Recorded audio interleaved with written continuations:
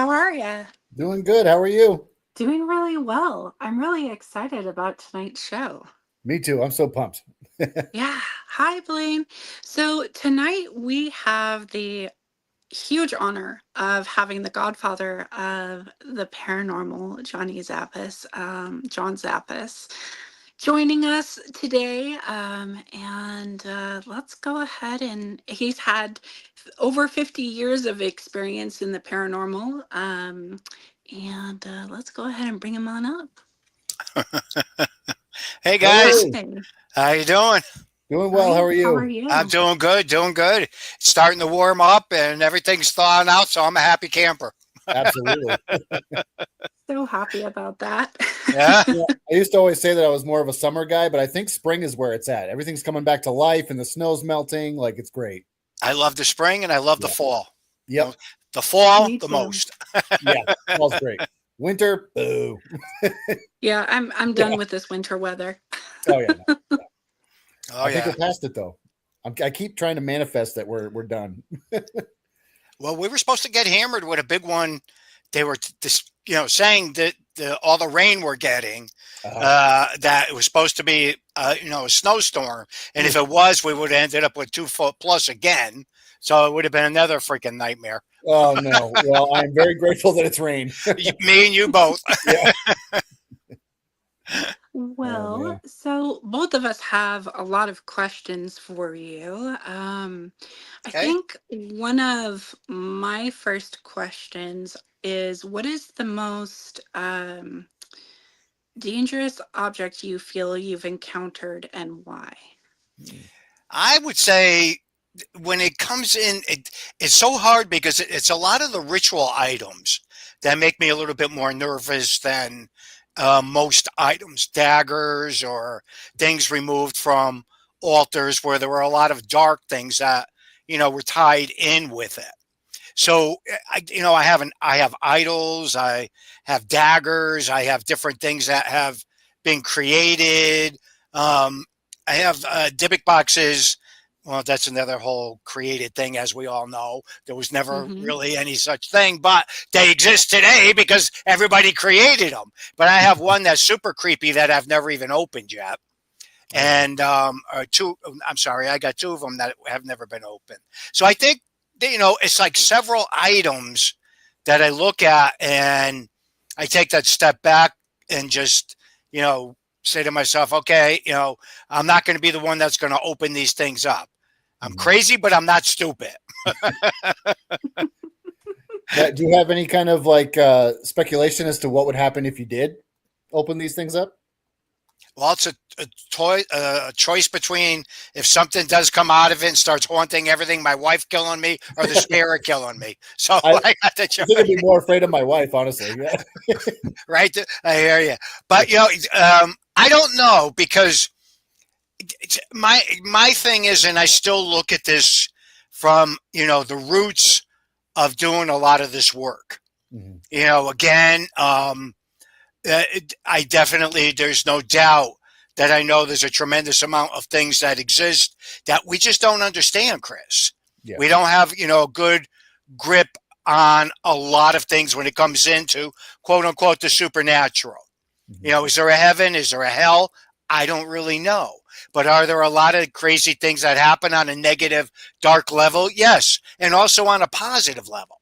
Mhm. So again, with all of it, I still have that deep respect for certain things. Mhm. I'll watch, I'll observe, but there's things that I just will never do. Mhm. But that's my choice. I don't go against people that take that chance. I think that's up to them. Sure. On everybody has free will. So Mhm. therefore, doing different things. I mean, I've been around a lot of different things, and again, I res- I respect a lot of stuff, and I have a good understanding of it Mhm. because one thing everybody has to remember: there's a lot of practices and everything that got taken and incorporated into organized religion. And a lot of people don't understand that. And they look at me and they'll go, what are you talking about? It says, if you ever really got into it and you started really researching a lot of this stuff, you'd have a better understanding of it and a better respect for, what path people choose to follow. Sure. Yep. Yep. So you have dealt with a lot of cases that involve like dark activity, right? Yes. What would you say is like the biggest misconception that people have about investigating around negative energies like that? That there isn't a demon coming up through the floorboards in every freaking house out there. They're far and few in between. Mhm. Can they be summoned? Yes.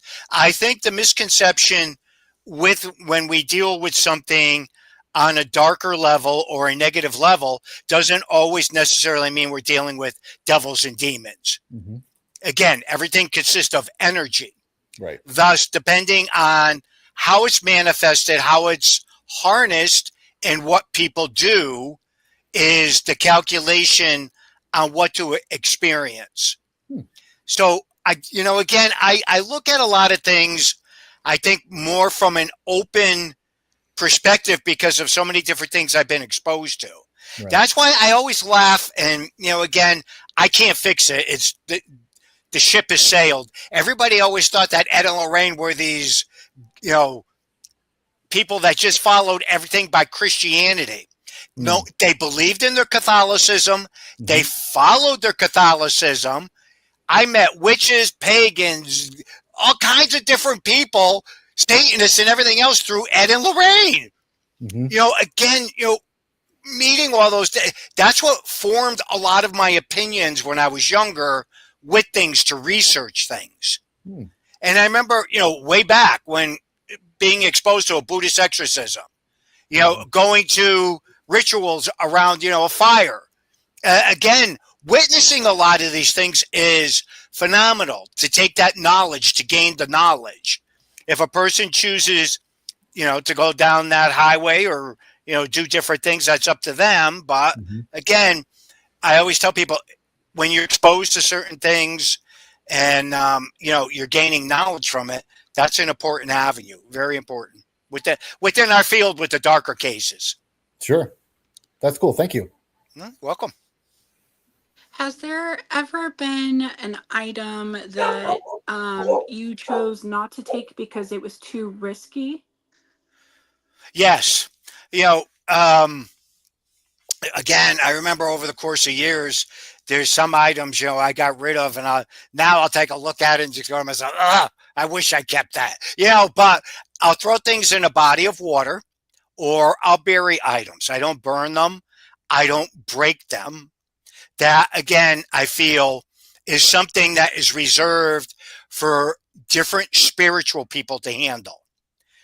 People have a way of doing that and doing the correct method of doing it from the Christianity perspective of it. Again, that it doesn't work, the way it would. It works around me because I'm so freaking open-minded with everything that, again, I understand it when I witness that stuff. So it doesn't affect me like I've seen it affect a lot of other people. But again, the one funny joke and, the one item I always talk about, it was a doll about 2 foot. I was coming home. I was crossing the Housatonic River. And it was an old rickety bridge. I pulled off to the side and I was having all kinds of problems in the car. The radio was going on and off. The car was acting up and everything. Then I went to myself, okay, it's got something to do with the item, right? That's not worth keeping. So I'm on the side of the road, tied rocks to it, threw it off the bridge, wanted it to sink down into the water. And within, several minutes, cop cars came from every direction. And, I was fortunate, though. One of the cops was a paranormal investigator.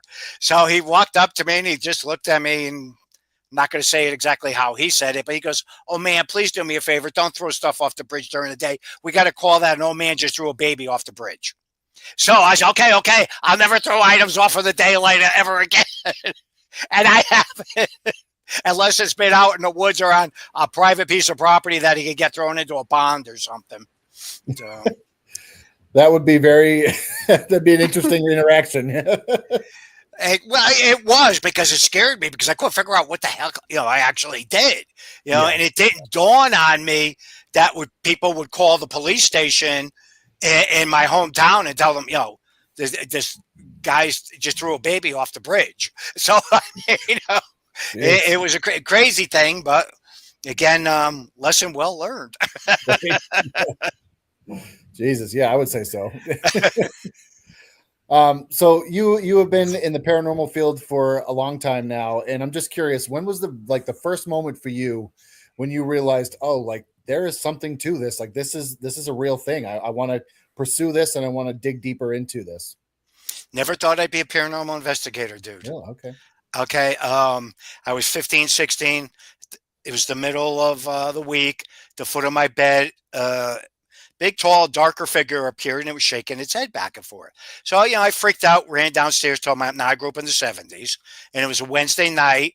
I wasn't partying. I was behaving. I had school. So, anyways, told my mom, and she said, did it say or do anything? And I said, it just shook its head back and forth. She goes, well, Johnny, that was your grandfather, my father. I go, well, it didn't say anything or do anything. And she said, well, that was my father. He was a very stern man, really didn't say too much or do very, anything. He would just always shake his head. Well, and she said, make sure you tell my brother that story, meaning Ed Warren. Mm-hmm. So I told him, and he goes, you mean you never believed in any of this? I said, no, never had no experiences. Nothing ever really happened. So, but that's what altered me. And then, like I said, I was fortunate after that because Ed and Lorraine only lived 20 minutes north of me, no matter the 3 locations I've lived in my whole life. And I would always bring stuff up. My mom would cook stuff. She'd go, take it up to my brother, take it up to my brother. I wouldn't. They'd be getting ready to go someplace. I'd jump in the car with them and go and, end up at, a church somewhere at an exorcism, end up at a deliverance being done, seeing Buddhists, seeing Native American do things.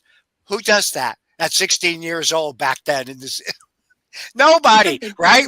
So, yeah, me, right?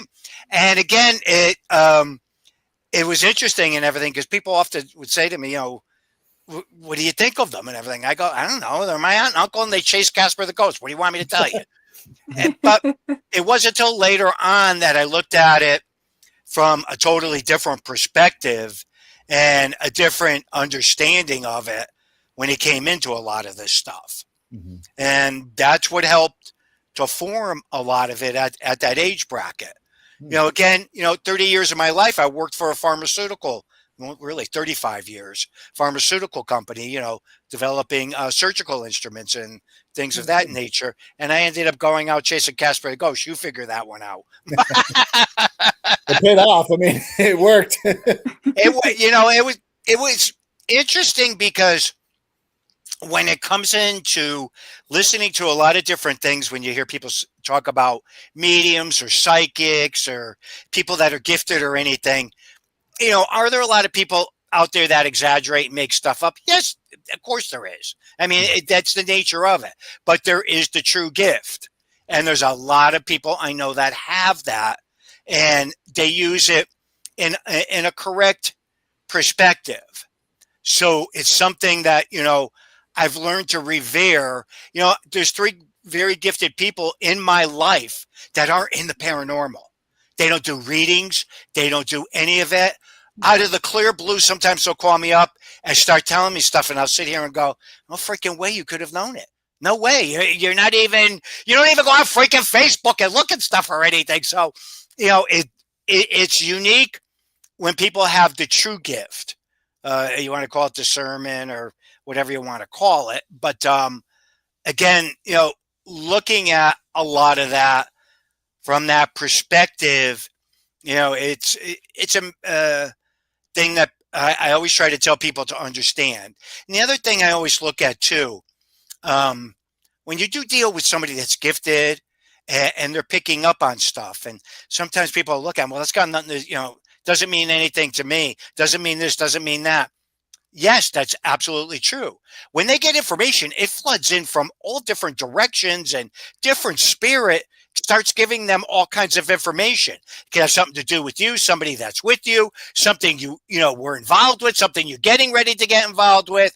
So I always tell people, take that in and listen to some of it, because a week or 2 can go by and all of a sudden you'll go, that's what they meant. That's what that message was all about. Ha. So again, that's how it works with a lot of that stuff when you get involved with that. Shoot, you're looking at a guy that went up Lilydale when I was 20 years old with my aunt and uncle. And I got to see table tipping. Oh wow! Now Tim Shaw, all you guys know Tim Shaw. Back then, he was part of the community. He used to call the older women up there the blue hairs because they were very rigid, and it was their way or the highway. So, anyways, I went in to watch them, and I went in, everything stopped, left, went back in. Third time I did it, a couple of the blue hairs, the old ladies started yelling at me, "Don't you keep breaking everything, you're breaking everything." I went downstairs, I started telling my uncle, and he goes, "Well, stay out of there." He says, "You're breaking it." And I go, "Does it make sense?" It does now. Makes perfect sense to me. I was breaking the energy field.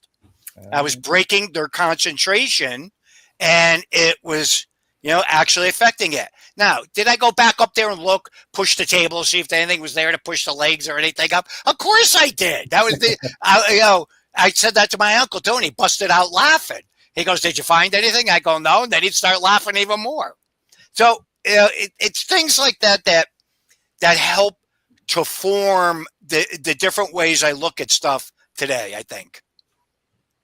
That's a great answer. That's cool. Yeah. Long-winded, huh?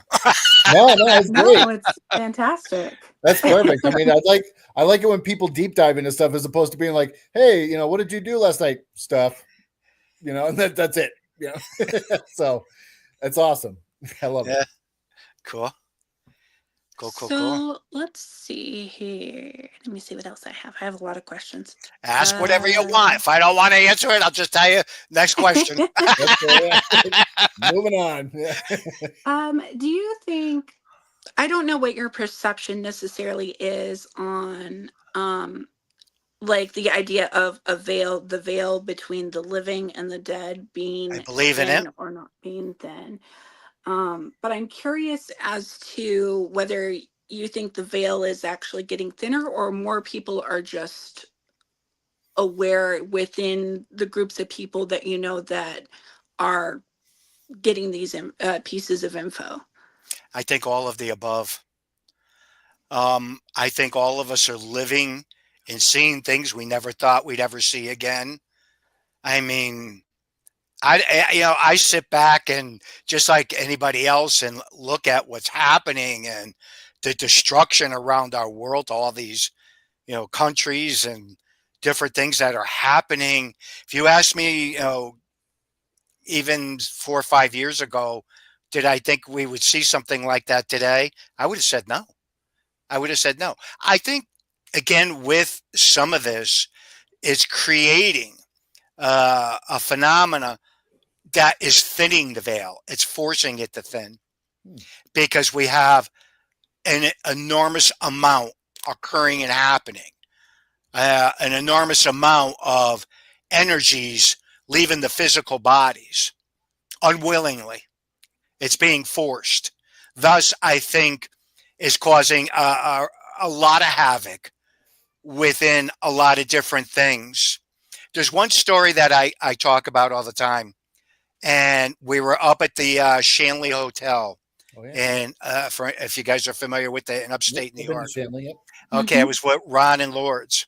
And Ron just had developed that new piece of equipment. Anyways, he had it going and he was trying to explain it to me and everything like that. And there was a voice coming through. There's like 7 or 8 of us there. And we were all sitting around the table. They kill us. They kill everybody. And it was talking in this voice, right? And I'm sitting there at the table, and I'm like, is anybody else freaking hearing this, or is it me? So finally, it kept happening. I went over and looked at Ron, and I said, "Ron," I said, "that's a woman, an old woman with a broken voice." Then I turned and I looked at her. Please tell me somebody else is hearing this. If you guys are familiar with Sam, Patrice, he was there. He jumped up. He got so emotional. He ran outside. Sandra was there. She got upset. She went out. So there was like 3 or 4 of us that had experienced it. That was right at the beginning stages of the Ukraine war. Oh, wow. I don't think that'll ever leave me. That bothered me for about 2 days afterwards. Oh, wow. That was occurring and it was happening. And how? I mean, it was like in that time framing, right then and there, and it wasn't that much more. It wasn't out in the forefront. You know what I'm saying? Out in the news like Yeah. it is now. How do these things occur? How do these things happen? How do they all connect? That's the supernatural. That's what still keeps me going after all these years. You know, again, just the fact of witnessing and experiencing things like that. You can't make it up. You can't Right. create that energy to do something like that. There's no way, Jose. No way. So it was something that was a night I don't think I'll ever forget. Wow. You know, when you have your incredible aha moments, and it has nothing to do with technology, nothing to do with cameras, horns, bells, or whistles, but you experience stuff. It is the major portion of our field. And I tell so many people, you know, again, we've lost that. That foundation is not there like it was to go in to a location, experience stuff. Yeah, do some EVPs, take a few pictures here and there, but again, it's that connection with some of that stuff happening isn't there. But don't get me wrong, I'm not knocking the equipment, because if we don't use the equipment, we're never going to advance. So, again, I'm for everything. I'm not against anything. I mean, and I'm very frank and very honest with most people.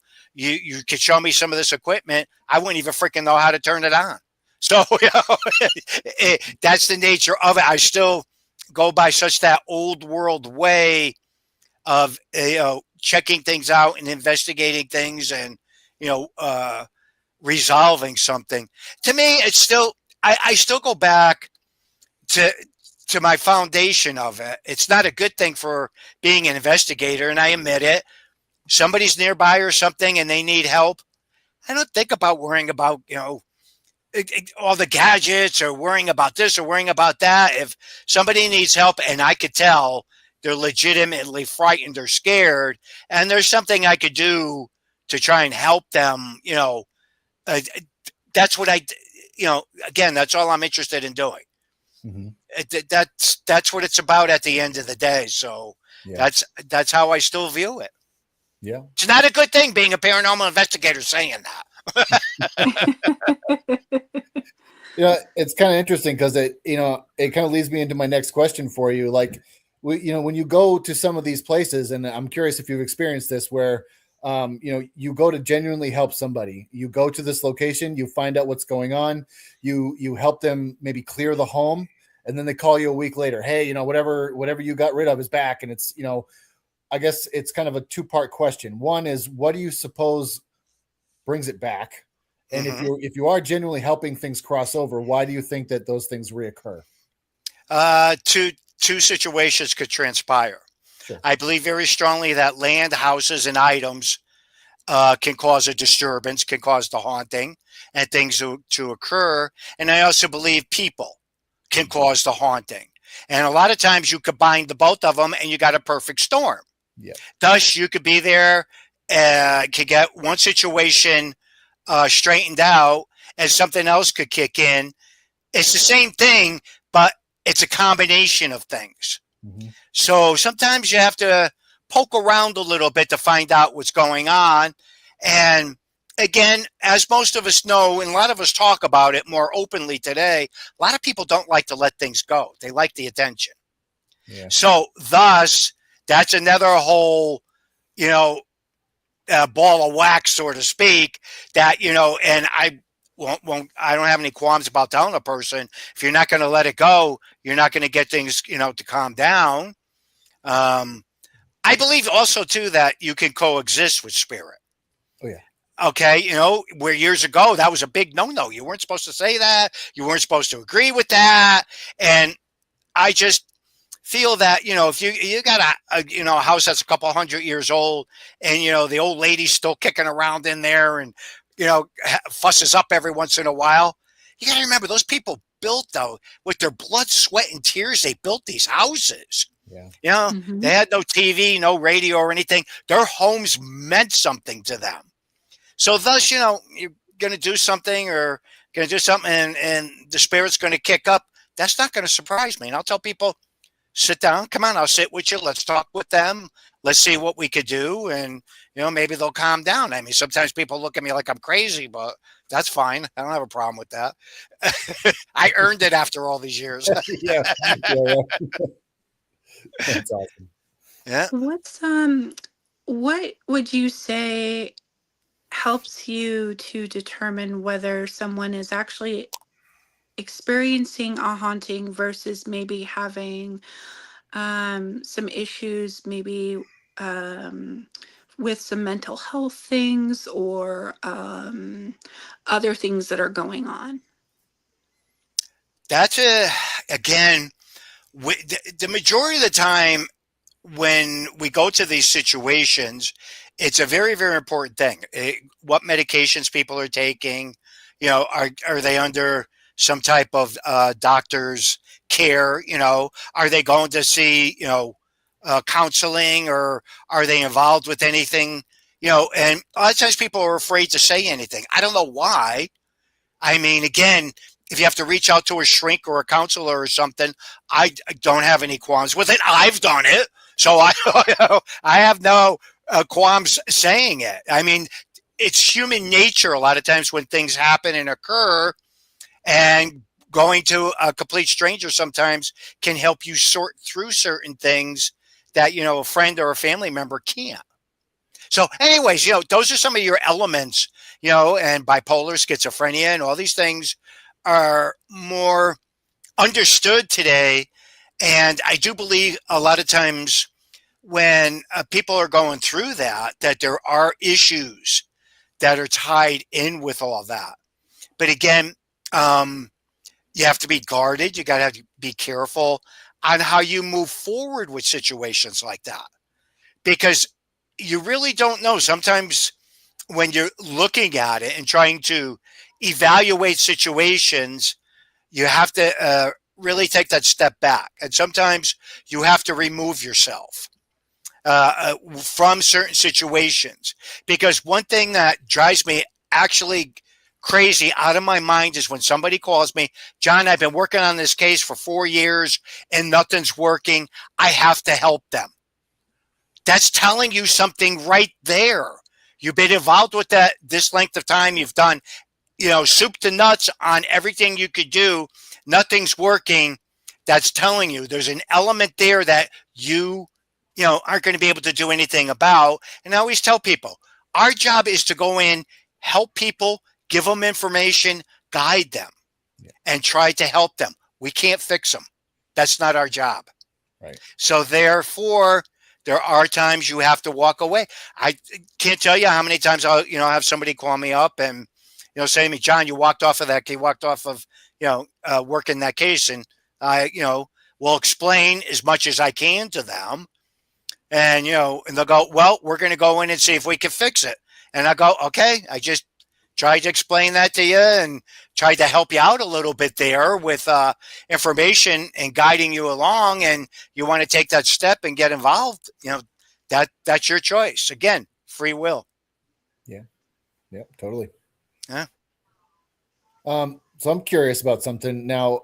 After everything you've seen, all the hauntings, the cursed objects, and all the years that you've been doing this, what do you think is the one truth about the paranormal you think that like the public still isn't really ready to hear? That there's a whole realm that exists that people just don't understand. Mm-hmm. There's this, again, when you get involved with a lot and you experience a lot, like, being in a lot of those different circles and witnessing different things, it's a whole realm that people would never comprehend or understand on how energy manifests, how energy can pull together, and how these energies can make things happen on a positive and on a negative. Mm-hmm. But the one part of that people do understand is the power of prayer, the power of meditating, the power, of humming. People can accept that. and they can embrace that. And I embrace all of that because it's all on a positive Right. to help, something to move forward. So again, with so much of that, it's something, a lot of times when I'm sitting and people throw certain things at me and I'll just smile. And, again, it's your path. You have to learn what's on that path. You have to learn to what to do, how to do it, and make your choices. It's not up to me to do that. I can give you all the wackadoo info that's up in this old man's head, and it's up to you what you do and how you move forward. Mm-hmm. So I just perceive it that way with a lot of different things. Sure. So, again, and it's a difficult and it's a hard thing because a lot of my foundation, comes from my uncle. Right. It really, really does, and it does come from Lorraine. When you'd be sitting around and no one's around, the cameras weren't going, and the conversations that would occur and happen, people look at me and they go, "That doesn't even sound like Ed and Lorraine." I go, "No, we're talking about different people. Those were characters that for the shows and everything else." So, but the wisdom that freaking guy had in his head was unbelievable. Mm-hmm. Very earthy. Okay, my uncle was a very earthy person.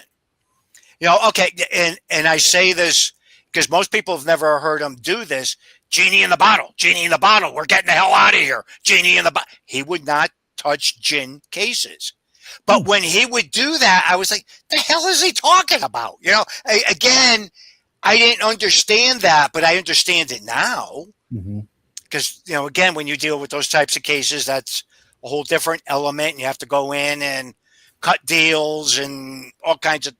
Anyhow, it's a different world, but it's something that you have to hold on to and, keep with you. Because for many years, people would say to me, well, what was it like being around them? I don't know. They were Warren and Lorraine to me. I mean, it's just what they were. I mean, I didn't view it and look at it differently until he actually went down. When he went down, that's when I viewed things a lot differently because I was always the little kid. I was always I didn't worry about stuff. I would just call him and say something to him or her. Both of them. I mean, here's a story I don't think too many people have ever heard me talk about. It was, oh gosh, it's in my 30s maybe. We were working on a case and the gentleman was trying to break away from this particular cult he was involved with. He was the high priest. And it was Halloween night, all right? Got done with the kids trick-or-treating, blah, blah, blah, blah. Phone rang, and the woman called, and she was 7 months pregnant. Anyway, she was freaking out and everything. But in my mind, what registered was that she was so scared, I was afraid she was going to go into labor early. Oh, so that freaked me out. So I was like, do I dare go up there? It's Halloween night. I mean, I'm not talking about the trick-or-treaters and the people in the... We know what else ties in with all that, with the thinning of the veil that particular night and everything. All right. So I was like, I'm getting set up. I know I'm getting set up, but I have to help her. Right. So anyways, I get there. She's there. The husband was nowhere to be around or anything. And I was like, okay, what do? I don't know. This is kind of freaked out, got her calmed down and everything, and got one of the neighbors to come over with her. And I kept saying, where's your husband? She goes, I don't know. Anyways, I left, and I had going down the street. And we didn't have cell phones then. So I knew where she was. I called up Lorraine, and she goes, what in the hell were you thinking? She goes, of all nights to go up there. I go, the poor woman was in distress. She goes, John, that was a setup. Well, needless to say to you, I ended up having people follow me that night from that house. And they chased me all the way down the Route 25, all the way down into downtown Bridgeport. I'm speeding all over the place. And it's like finally I was going down side streets because I knew a lot of them. And I finally lost them. And I went back home and everything. And I called her back and, and I said to her, I said, I don't know, something crazy happened. Dead silence on the phone. And she goes, what? I said, somebody tried to follow me. She goes, I told you. And she goes, well, I can't say too much because you were trying to help the woman, dear. And she said, but did you learn a lesson? I go, oh, F yeah, I learned a lesson. Big time. Yeah. I mean, stories like that, a lot of times I just, randomly I'll remember them. And, when I do, I usually try to bring them up now so they're not lost or somewhere in the archives. That's awesome. That's an awesome story, though. That is an awesome story. That freaked me the hell out that night. No I pun can't blame intended. you. No pun intended. Right? Jesus. Yeah, that'd be rough. But Yeah. some of the best lessons are learned the hard way, right? I mean, Mm-hmm. Mm-hmm. I think all of us do. I mean, yeah, again, the majority of the things that I've learned, I would always, like a lot of people, take that chance and would go out there and get involved with something yep. and, get my butt handed to me on a platter. Right. So I'm no different than anybody else. Get Right. myself in some big jams and sit there at their kitchen table as the both of them would be screaming at me because of the stuff I got myself involved with. Yeah. What did you do? That's funny. And then I would always hear at the end of the conversation, you're just like him. You're just like him. What is one or two pieces of advice you would give parents who have youth that are interested in paranormal type situations? I think it would be amazing to hear from you, your perspective as to what you would tell people. Yes. I think it's important. We live in past 10 years between social media and everything else, there is no keeping our kids out of this stuff. There's Right. no way. Yeah. So again, I think them learning and understanding and gaining knowledge, on some of these things is a good thing, but letting them get directly involved, I think we got to be a little bit more guarded and careful with that. We are in charge of them. Their spirituality falls under us to guide them. Once they're old enough to make decisions, then they're on their own. They're going to learn just like we did. So again, it's an important element to watch and guide them and make sure they don't go down, a path that's going to be destructive for them.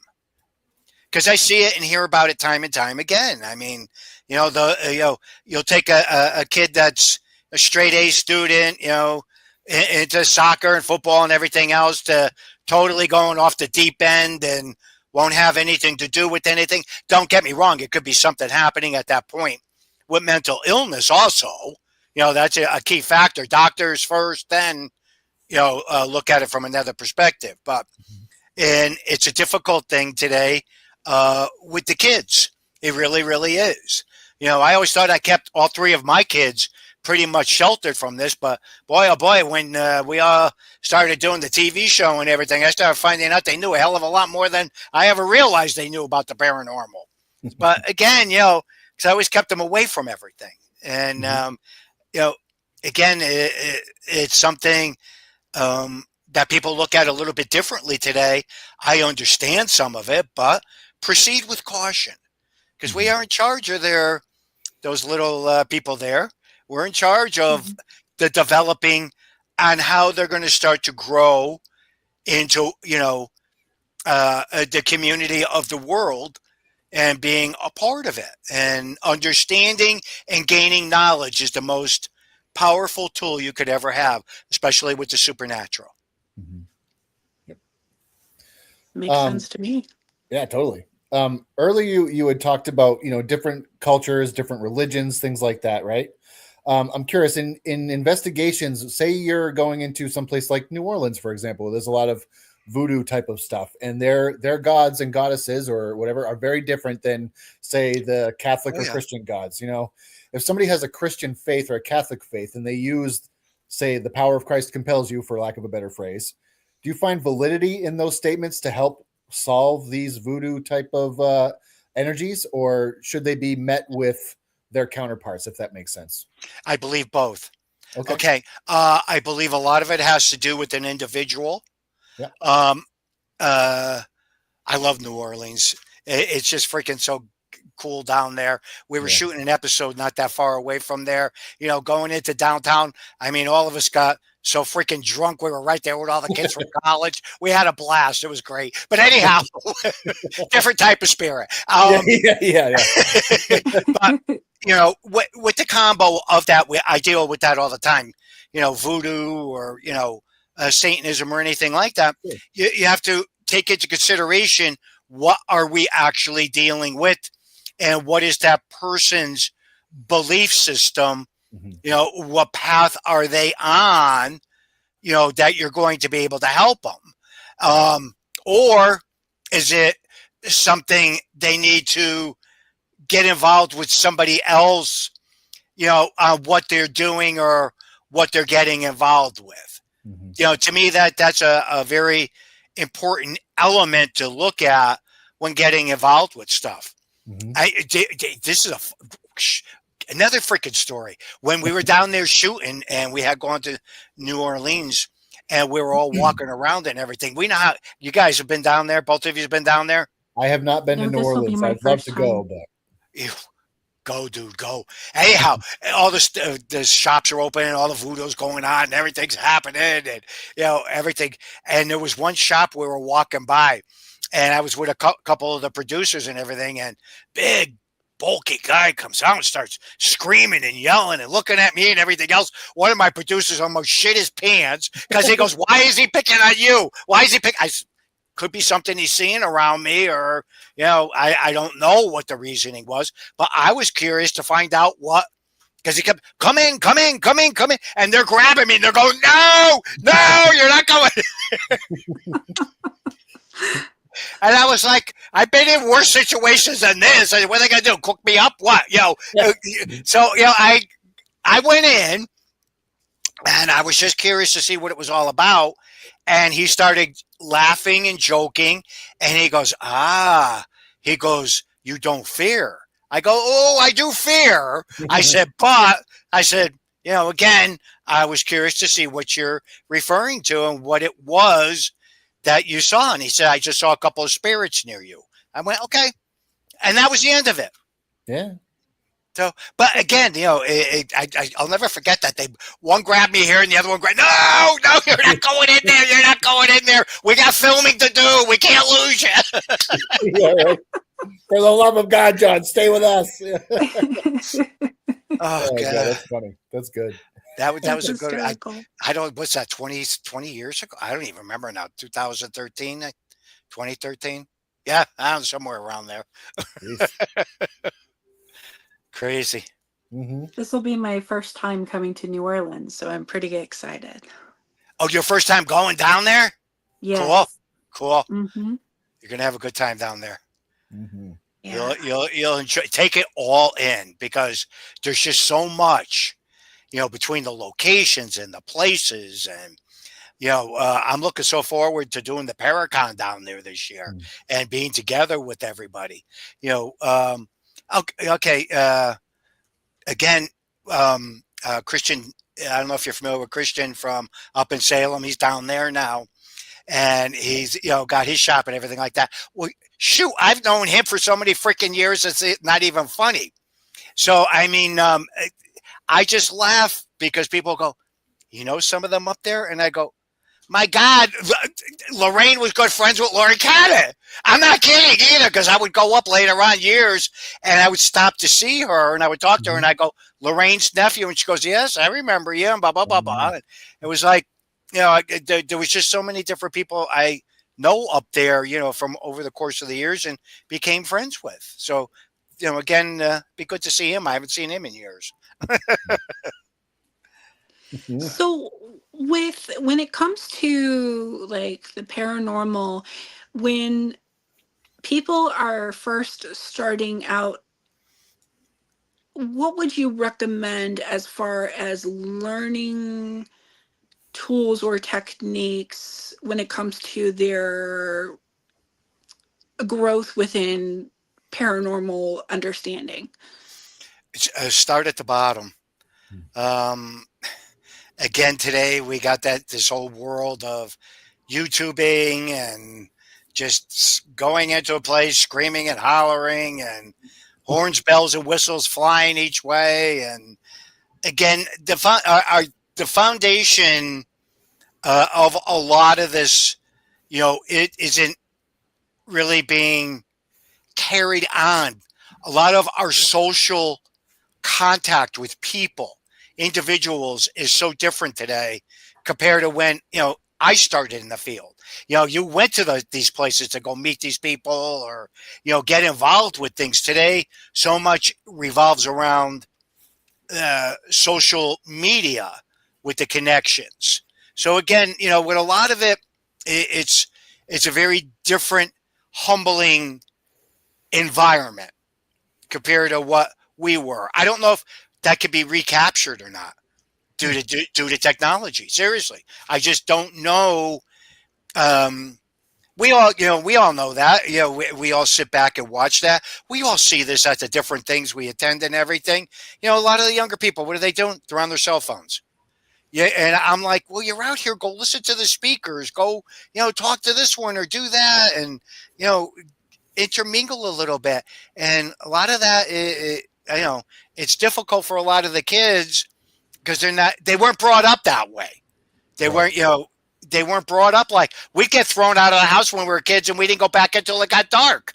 I mean, that's just the nature of what our parents did. Mm-hmm. So again, and everybody's parents would look out for each other's kids. And, so I think starting it with a lot of this today, it's more that these kids that come into it now are more on the techie end of it than they are on the spiritual realm of it. My opinion of it. It's different. It's a lot different now.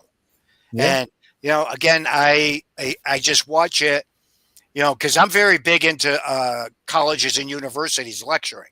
Mm-hmm. And watching the kids in comparison to just 3 or 4 years ago is so different. They're totally different from, what it was all about or really getting into the meat of it. And again, it's the nature of it. So it's a lot difficult, today, Raven, for people starting, I think, compared to the old days with, sitting down and, doing things. Shoot, I remember when I started learning spiritualism, the religion. I was interested in all that transfiguration and out of body experiences and, past lives, regression and all that different stuff. I remember because I was so deeply, I really got into it because I wanted to learn all of it and everything. And my mother had said something to my uncle one day when he was over the house. He turned and looked at me. He goes, "What are you doing?" I said, "Well, they do this, they do that." He goes, What? He said, "What are you talking about?" So then I just told him, I said, "Well, they're spiritualists." Oh, he freaked out. He said, "What are you getting?" Blah, blah, blah, blah, blah. And I said, I'm not going to, I want to learn it. I want to know what it's about. So I did. I stuck with it and learned it and saw some amazing, amazing things happen, with that. Yeah. It's funny. I also deep dove into spiritualism and became a spiritualist minister myself. So cool, yeah. Dude. Cool. Yeah, it was wicked cool. And I think really their embracing of all these different metaphysical topics and mediumship, especially, really just, really brought me in. Mm-hmm. But I'm curious, John, having grown up around and now having worked with, some very well-known and influential investigators, how do you reflect on your own contributions, knowing that you've inspired, generations of paranormal investigators and solidified your own mark on the field? Just, I don't know. Are you asking me how do I want to be remembered, or no? Just when you kind of think back on all of your contributions and the fact that you have made such a mark on the field, like, how does it make you feel? What do you go through? And what do you hope to accomplish in the future, I guess, too? I don't know. See, I know it's a loaded question. I'm sorry. No, it's not. No, not really. But it's a difficult thing for me because I don't look at myself as somebody. Mm-hmm. I look at myself, like you, Raven, I don't, I don't know. I don't look at myself at a different perspective of different things.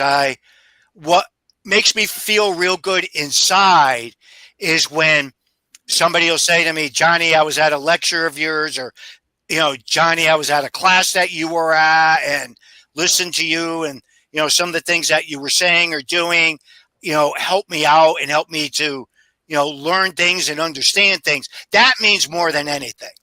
That's If kind of that what I was makes, getting at. Yeah, yeah, that's kind of what I was getting at. Yeah. yeah, that's like, if you just walked up to me and you just said to me, you decided to become a spiritualist minister. A lot of times, especially years ago, you would get that look from people like Yeah. you're Satanist, but and again, people. That's what I'm saying. People don't understand the different. Well, there's different levels with all that too, but that's another whole. Anyways, but what I'm getting at is that I think I look and I think I helped contribute to the fact of knocking down some of the walls, knocking down some of the barriers with some of it so that people could get a better understanding of some of this stuff. There's Yeah. so much knowledge out there, and so many people have so much knowledge to share, Mhm. and I think it's a good thing to bring it to the forefront and to be able to share it. That's great. Yeah. I do have to say personally, I think that your contributions and the fact that your knowledge has really helped a lot of people. So I thank you for just sharing it and just being a part of this whole paranormal craziness. I wouldn't change a freaking thing. I Mhm. wouldn't change anything. Mhm. Watching it, I went from when we were just a small community Right. where there wasn't very many people. Jason Hawes, I knew him before his freaking kids were born. I mean, you got to remember, this is, when I deal with a lot of people, Grant, Jason, Steve, any of them, even Zach. I mean, again, I know him. I'm not good friends with him, but I know him, and he's been to the house a couple of different times, and sitting and talking and having conversations with a lot of these people is so totally different because people will go, "Oh, I wonder what they're talking about. I wonder what they're talking about." And somebody will walk up to me and go, "I just saw you and Jason out there talking. What are you talking about?" Kids, Yeah. houses, Yeah. what we just fixed, the Yeah. snow, the weather, Taxes. taxes. Yeah. That's what we talk about when we talk. Right. We don't talk usually about the paranormal. We really don't. I Right. mean, again, with a lot of the guys, we talk about the kids. We're talking about what they're doing, and just totally different, stuff on that level in comparison to what people would think we would be talking about. So I don't know. That's awesome. That's cool. Thank you. Okay, there's a couple of different people. I know. Everybody keeps asking me, if I'm going to end up starting, some type of a show or something. Again, there's one thing that happened with me when I got older, and I don't know what it was. I don't rush to do too many things anymore. But I'm still looking. I'm still, looking through a lot of different things on what that road is that I want to go down yet. Sure. Okay, Mhm. it's a complicated. Uh, it's really not complicated. I got people screaming at me left and right. Johnny, you're making a bigger deal out of it than it really is. No, I'm not. I know me, and I know what I want to do, where I want to go. So Right. it's just the way I'm perceiving it, and with our world is changing so much with the way we view things and watch things. So much is YouTube now, Yeah. and Yeah. when it comes to regular TV or anything, I don't even know too many people that watch the regular, you know, TV. Everybody's streaming. I Yeah. mean, shoot, it killed me to do it, but I finally did it and switched over to mainly all streaming of a lot of different things. So, I mean, you're kind of yeah, forced to nowadays anyway, right? I mean, yeah, yeah. So I don't know, but eventually I'll figure out a little bit on what I'd like to do, how I would like to move forward with doing quote unquote a project. Mhm. Okay, yeah, it doesn't rule out any certain in particular thing with you know eh, moving forward with something, but I will eventually. I will eventually. We're Nice. all looking forward to it. Well, Mhm. thank you. I appreciate that. Thank you. Mhm.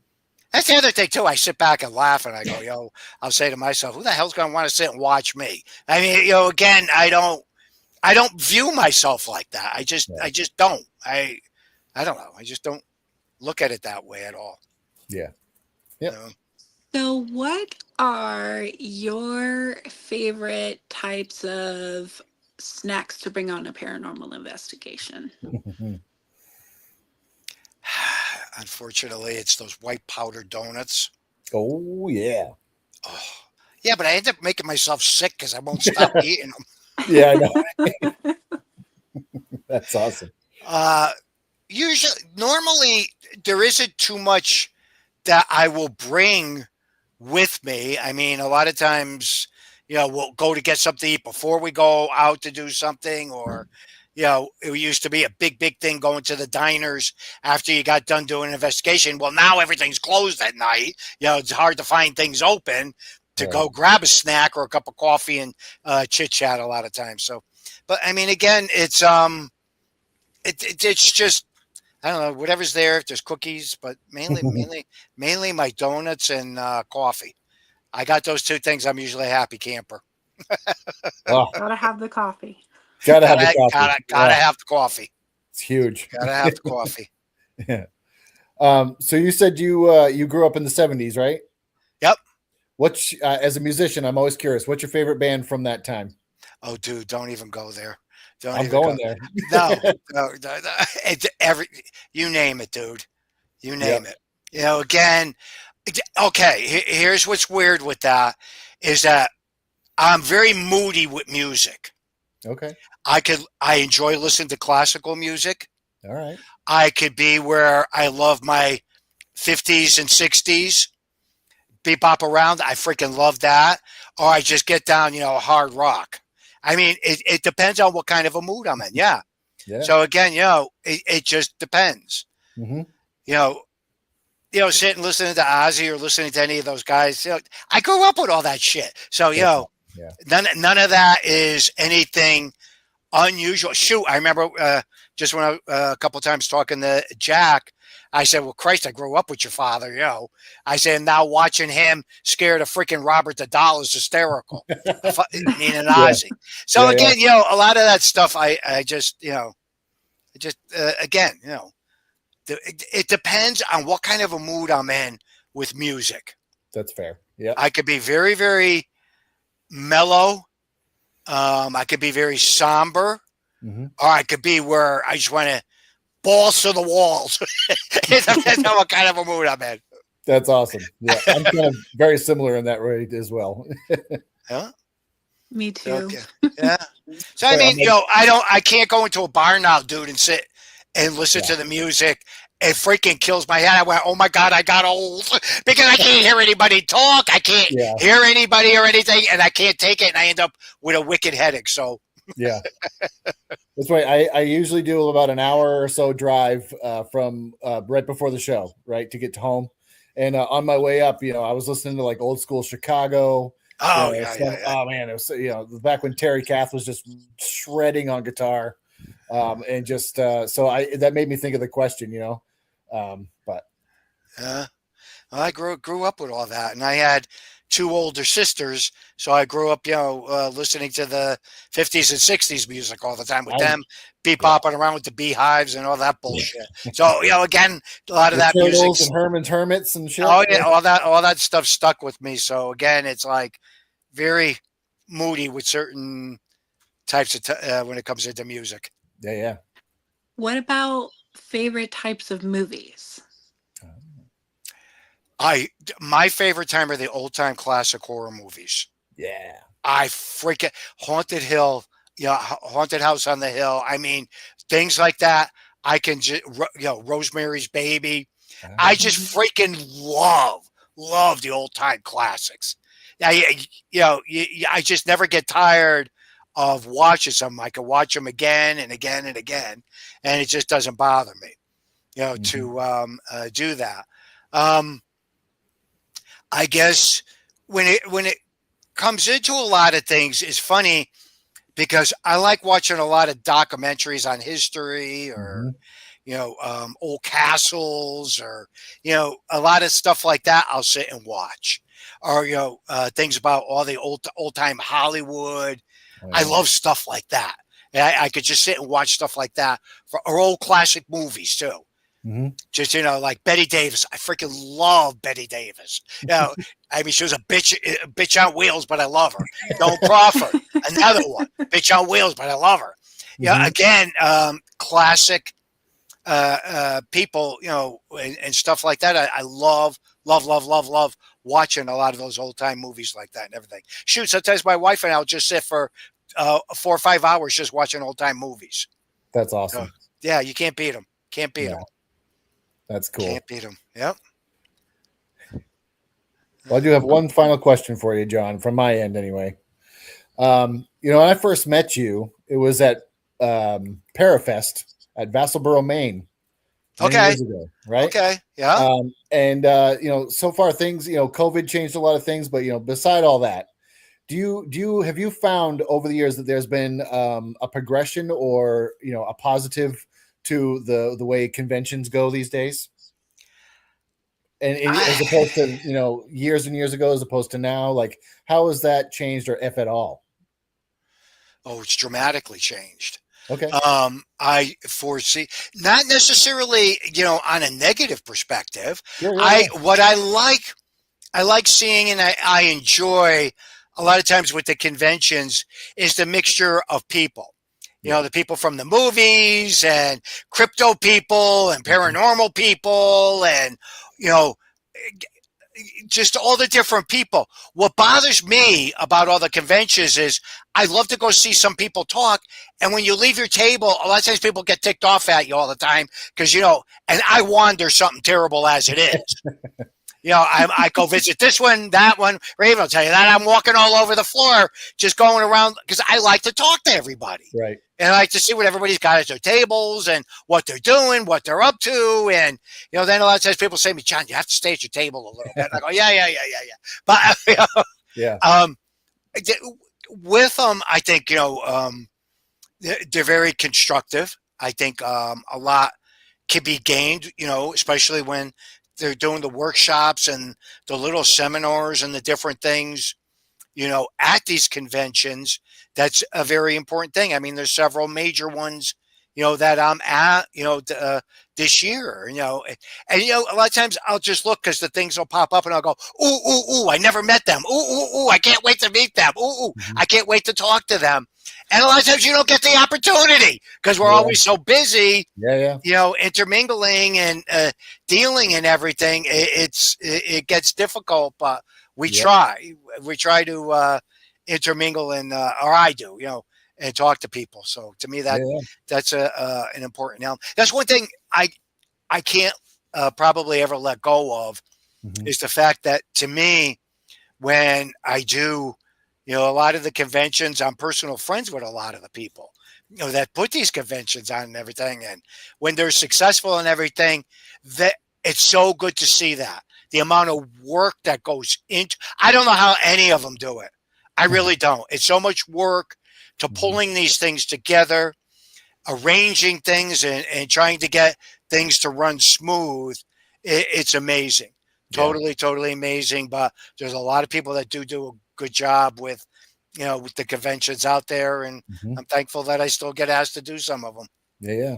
Uh, We were across the aisle from each other at the Maine Para Horror Convention this past September. Okay, cool. Yeah. Cool. That was a good one. That was a great one. They kicked butt. They did a good job the first year out. And again, they'll all tell you that I said that to each and every one of them. I said, you guys organized this, pulled this together, and did one heck of a job for your first year. So Yeah, it was wild. kudos to them. Yeah. You gonna be back this year? Absolutely. Hell yeah, I'll see you there. If Yeah. I get, usually if I get asked, I will definitely go back. Speaking Nice. of the events, where can people find information on the different events you might be at if they want to come see you? The best way is just to go onto Facebook, John Zaffis, Mhm. and look, because I always post on there the different events I'm at and the different things that I get involved with out there. Um, there's not too many of the things that I don't post on there, and one of the biggest reasons I find that important to do that to help the promoters too.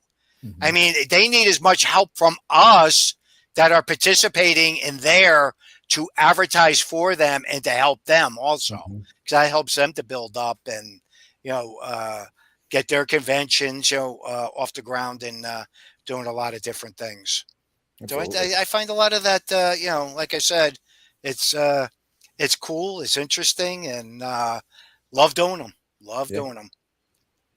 Awesome. Well, thank you so much for being willing to come on our show and hang out with us. It means a lot to us. And Yeah. we're going Well, to ask Gwen to come back up. okay. Where is she? There Here she is. Oh my I am. gosh! I missed that seeing you for 5 minutes. I love you so much. So I have to say this, Mr. Johnny. If you ever decide to do a podcast, I know somebody. Just say it. I know somebody. Okay. It would be an honor. He just doesn't know, does he? So I look forward to it. Yeah, I Thank you love so it. much. Oh yeah, I'm being serious though. If you ever did want to do a podcast, we would be more Thank than you. honored, man. I appreciate that. And I know everybody would watch it. I do. I promise you. Well, I want to ask the three of you a question. Yeah. Okay. Let's start with Gwen. Oh Lord. What would you like to see in our field move forward? What would you like to see advance? It's not the tech stuff. Honestly, it's more unity, and I know that's a cheesy Whoa, thing that's to a big say. tall order. Whoa. It is. You guys think about it when we all try to get along. Even if you don't like somebody, try to get along. Just try. Just give it a try. Because honestly, some of the drama ruins some of the good locations and good friends you could have. You don't have to love everybody. Just try. Try to get along. I try, and there's some people out there I can't stand to be around. And you never know it. You never know it. So that's my big. Is I'm asking for the is world. that another trait you picked up from me? I think I did. I really do. Oh yeah, I do. But that's my thing. I'm asking for the world, but what could we say? Raven, what are you thinking?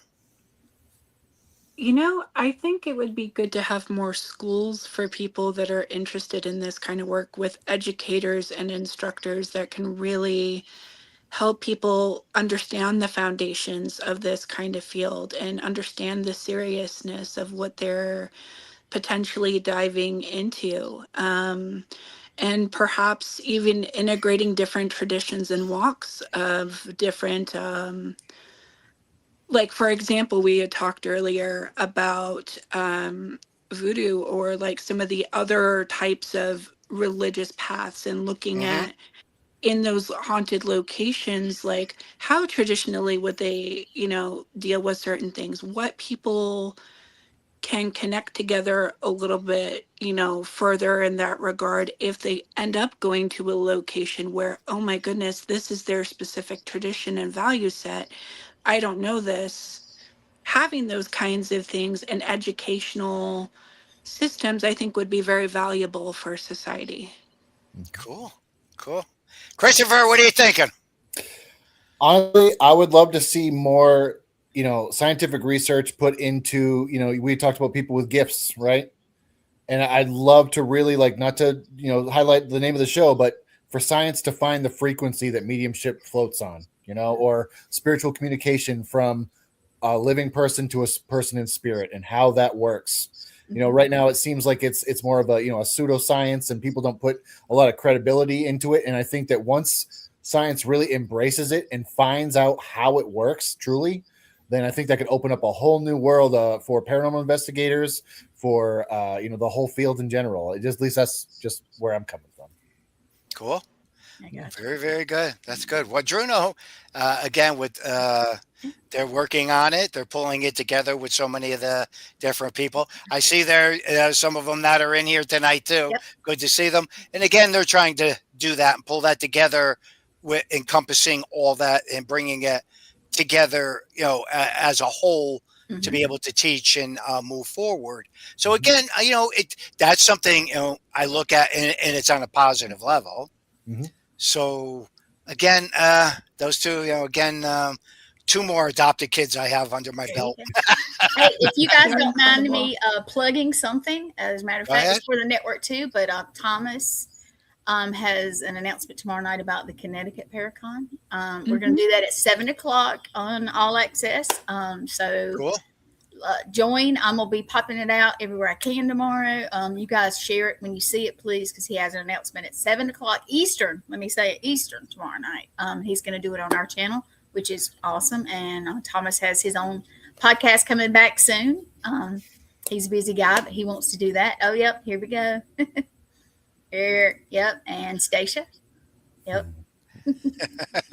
Love it when my people. And Christy, I have to say, you guys may not know this, but Christy, who tries to view all of our podcasts, she is from Australia. So that's very cool. That's very cool. Well, all positive. All positive. It's what's Awesome. good. That's right. Exactly. Well, guys, thank you so much for having me on tonight. I appreciate it. Thank you for It's being been a on. blast. Funny. Good to chat with everybody, and we'll be seeing everybody soon. Yes. Absolutely. Yes. All right. Take care, guys. Take care. Have a good night, John. Yep. Thanks, All right. John. All right, guys. I want you to take us out of here. You got it. Well, that was fun. That was awesome. That was super cool. Well, thank you so much for joining us this evening. We will be back on next Monday, 9:30 p.m. Eastern.